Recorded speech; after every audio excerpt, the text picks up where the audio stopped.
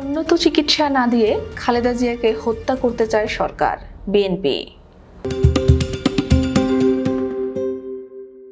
BNP নেতাদের অভিযোগ, বন্দী নেতাদের চিকিৎসায় বিদেশে পাঠানোর নজির থাকলেও বেগম খালেদা জিয়াকে বিদেশে পাঠানো নিয়ে আইন দেখাচ্ছে সরকার।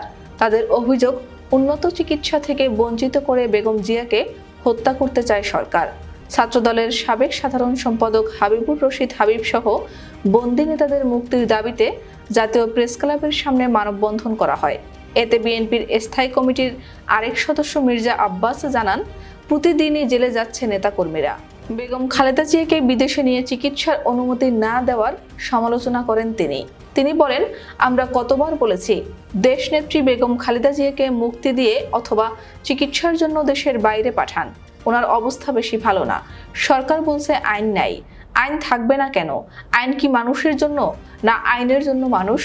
এ সময় রাশেদ খান মেনন ও আসমা আব্দুর রবের চিকিৎসার জন্য বিদেশে যাওয়ার কথা তুলে ধরেন মির্জা আব্বাস। সেই সাথে তিনি বলেন, শহীদ রাষ্ট্রপতি জিয়াউর রহমান ও দেশনেত্রী বেগম খালেদা জিয়া তাদেরকে চিকিৎসার জন্য বিদেশে পাঠিয়েছিলেন। আসমা আব্দুর রবকে বন্দি অবস্থায় এবং রাশেদ খান মেননকে পাঠিয়েছিলেন আজকের দেশনেত্রী বেগম খালেদা জিয়া। মির্জা আব্বাস বলেন, আপনাদের মনে থাকে না, একটা মামলা দিবেন, জেলে পাঠাবেন, আর বলবেন রাজনৈতিক কোনো রাজবন্দী জেলে নেই। এরা হলো মামলার আসামি। আরে কোন মামলার আসামি? রাজনৈতিক মামলার আসামি, যারা আপনাদের বিরুদ্ধে কথা বলে। গ্রেফতার করে পৃথিবীর কোনো আন্দোলন কোনো স্বৈরশাসক থামাতে পেরেছে বলে আমার মনে হয় না। এমন মন্তব্য করে মির্জা আব্বাস বলেন, আমার জানা নেই। একদিন না একদিন এই স্বৈরশাসকের পতন ঘটবেই জনরোষের মুখে। এটাকে কেউ ঠেকাতে পারবে না।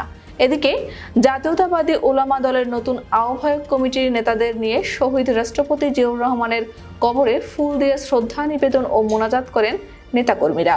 এ সময় বিএনপির স্থায়ী কমিটির সদস্য ডক্টর আব্দুল মঈন খান বলেন, ক্ষমতাসীন সরকারের পতনের জন্য বিরোধী রাজনৈতিক দলগুলো ষড়যন্ত্র করছে না, বরং আন্দোলনে ঐক্যবদ্ধ।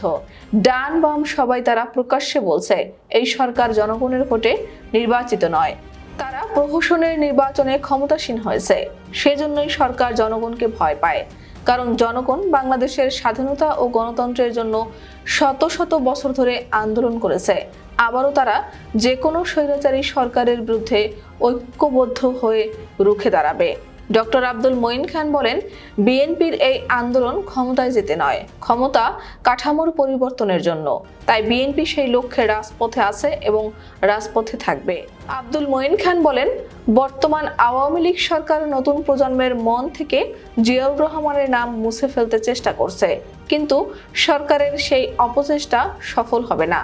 কারণ জিয়াউর রহমান এদেশের সকল ধর্ম বর্ণ নির্বিশেষে সকলের একটি পরিচিত বাংলাদেশি জাতীয়তাবাদ প্রবর্তন করেছিলেন।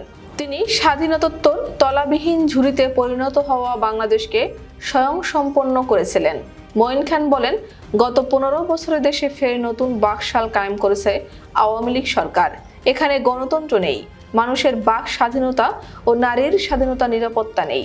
আমরা শহীদ প্রেসিডেন্ট জিয়াউর রহমানের আদর্শ সামনে রেখে এগিয়ে যাব, এটাই হোক আমাদের প্রত্যয়। তিনি আরো বলেন, দেশের জনগণ তাদের ভোটাধিকার ফিরে পেতে চায়, তারা দেশে গণতন্ত্র চায়। তারা কখনো একদলীয় বাকশাল শাসন মেনে নেবে না। একদলীয় শাসন থেকে বেরিয়ে আসতে হলে দেশে গণতন্ত্র পুনরুদ্ধার করার বিকল্প নেই।